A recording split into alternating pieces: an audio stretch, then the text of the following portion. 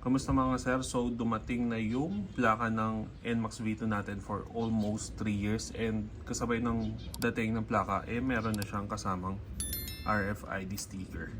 So pag-uusapan lang natin yung do's and don'ts ng pag-install nito. So sa don'ts, dalawa lang yung pinakatatandaan nyo. Bawal siya idikit sa metal or any wiring. So yung iba kasi nagdidikit sa plate number, so hindi siya pwede.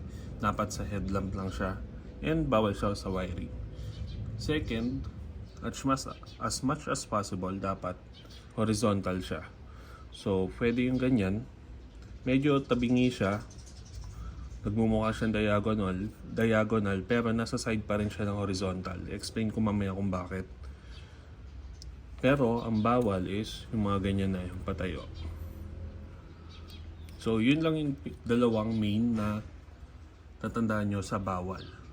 So sa pag-i-install naman, nakadepende yan kung ano yung style ng headlamp nyo. So sa case natin, NMAX V2, meron tayong dalawang headlamp. 1, 2.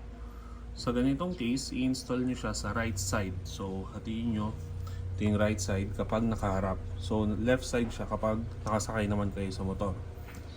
Ngayon, alamin nyo dito sa side na to kung saan siya dapat i-install. Sa pagtingin kung saan nyo siya i-install, dapat hindi siya nakayuko. So hindi na dapat dito kasi kapag dito na side, nakatapat na siya sa baba. So ang ideal is dito na side para as much as possible hindi natatakpan lahat ng buga ng ilaw sa side na to. So sa NMAX V2 natin hindi ganun halata, pero may kurba yan dito. Sa mga NMAX owner dyan, makikita nyo naman yan kapag kinapa nyo yung unit, may kurba yan dito. So sa ating mga NMAX, pwede nyong sundan yan. So dun nyo siya i-base na ididikit para nakatapat siya sa kalsada. So sa mga isa lang yung headlight or headlamp, imagine nyo, kunyari ito lang yung headlamp nyo, so isa lang, kinakabit naman siya sa lowest part.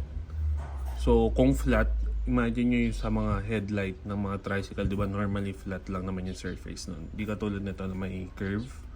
Install nyo lang siya sa pinakababa. So papakita na ako ng screenshot as reference sa inyo kung saan nyo siya pwede ikabit. Pero balik tayo dito sa mismong unit natin, which is NMAX V2. So dito natin siya ilalagay. And since alam na natin kung saan natin siya ilalagay, pwede na natin siya i-install. So sa pag-install, ito yung itsura nito pag buo. Ito yung RFID, tapos ito yung parang protector niya. So i-fold nyo lang siya sa gitna. Ayan. Tapos push nyo yung parang protector niya pataas.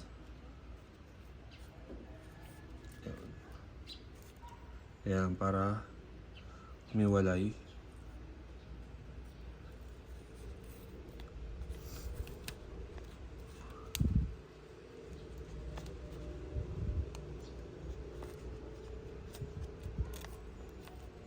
Yan. Pag umiwalay na yung half, meron ulit putol yan eh. Ayan, may putol yung papel. Fold nyo lang siya na ganyan. Tapos, fold nyo papasok para pumatong sa RFID, yung parang cover niya. Yan. Tapos, dikit nyo lang. So, as much as possible, yung walang bubbles dapat. Tapos, hanggat maaari wag nyo din hawakan yung sticker para maayos yung dikit. Ayan.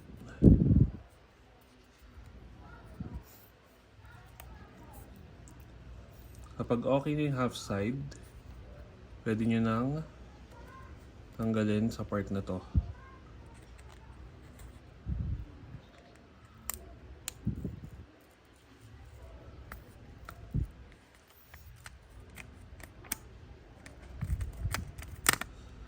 Tapos, dikit nyo lang na maayos. Push nyo para kung may bubbles, matulak sa labas. Then, okay na. Tapos sa pagkakabit pala, itong parang QR code, dapat nasa right side siya kapag nakaharap din kayo sa motor. So, pwesto lang ulit natin.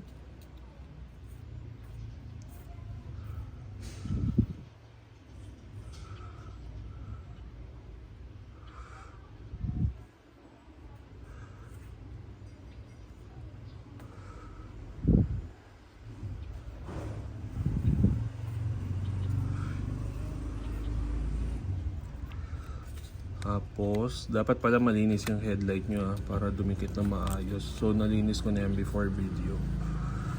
Tapos, lagay na natin.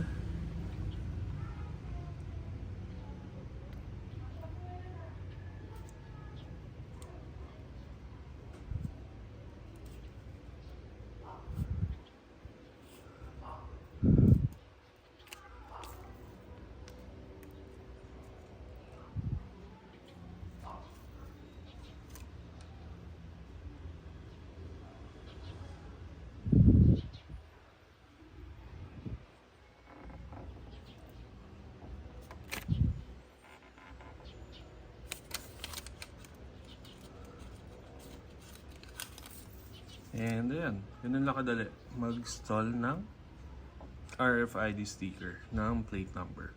So, clear lang natin, hindi ito yung RFID sticker na ginagamit sa mga toll gate. Okay, so ganun lang kadali. Pakita ko pala yung ginawa ko sa plate number.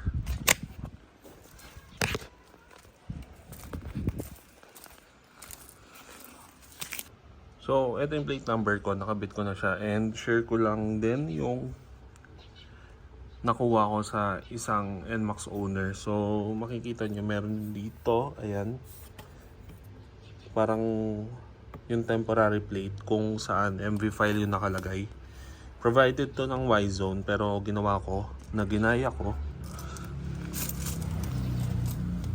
ay hindi ko na siya tinanggal kasi kung kita nyo halos ka-shape din siya ng plate number. So, parang mag-a-act siya as pampatibay in case lang may makabangga or sumabit. Hindi siya basta-basta titiklop kasi parang may pampatigas. So, yun lang. Ganito na mga sir. Peace and ride safe.